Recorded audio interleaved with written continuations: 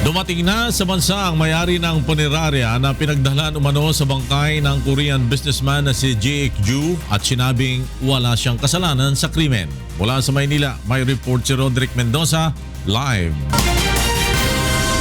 Yes, Roderick?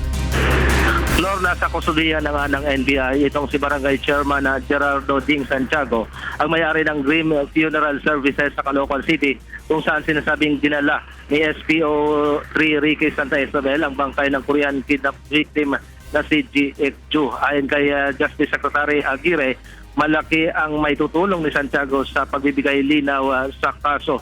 Bumalik sa bansa kanina si Santiago dumating sa bansa kanina si Santiago pasado alas 6 ng umaga galing sa Toronto, Canada. Ayon kay Secretary Vitaliano Aguirre, nagsimulang magpadala ng pillars ng kanyang pagbabalik dito sa bansa itong si Santiago noong nakaraang linggo sa pamamagitan ng mga emisaryo.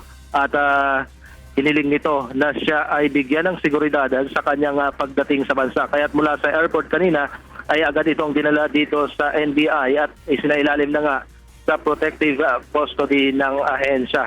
Ayon kay Secretary Aguirre, kapalit nito ay ang pagbibigay ni Santiago ng kanyang salaysay at ang sa kondisyong sasabihin nito ang buong katotohanan sa pangyayari.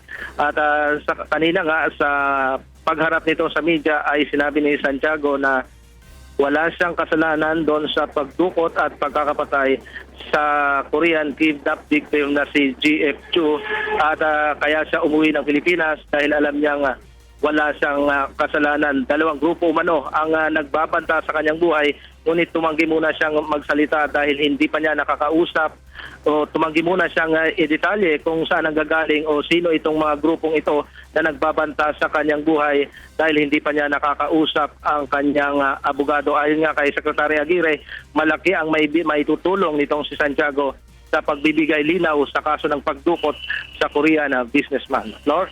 Roderick Mendoza nagulat mula sa Maynila live.